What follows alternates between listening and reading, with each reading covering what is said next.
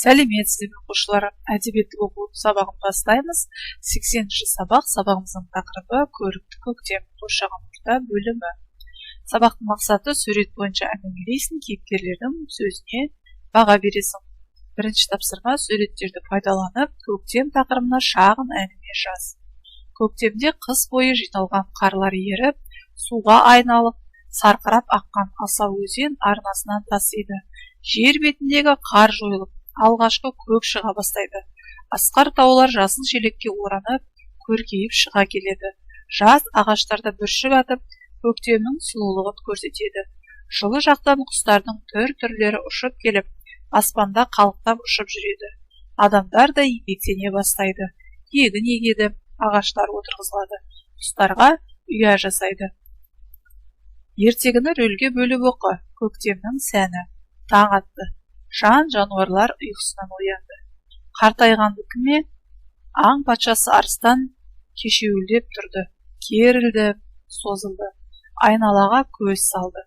Дала жайнап тұр екен. Көңілденіп сала берді. Жар салыңдар дейді жолбарысқа. Барлық аң жиналсын. Арыстанның маңына аңдар толып кетті. Бәріңе бір сұрақ беремін, дейді арыстан жиналғандарға. Көктемнің сәні не? Гүл тақсыр, деді қасқыр. Жасыл желек, деді ақбөкен. Хош иіс, деді қабан. Мөлдір су, деді қоян. Жылылық, деді арқар. Нөсер, деді киік. Ашық аспан, деді түлкі. Салқын самал, деді бұғы. Еңбек, деді піл. Шалқыған көңіл, деді аю. Шаттық, деді керім. Күлкі, деді борсық. Аңдар айтып біттік дегендей іркіліп қалды. Арыстан үнсіз тұрған елікке көзін қадады. Сен неге үндемейсің? Тақсыр, мен айтатын ештеңе қалған жоқ.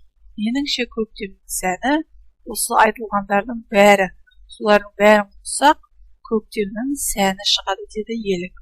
Еліктің сөзіне бәрі қол соғып риза болды. Аңдар көңілді тарасты. Алтабай Өмірбек. Жар салу, хабарлау.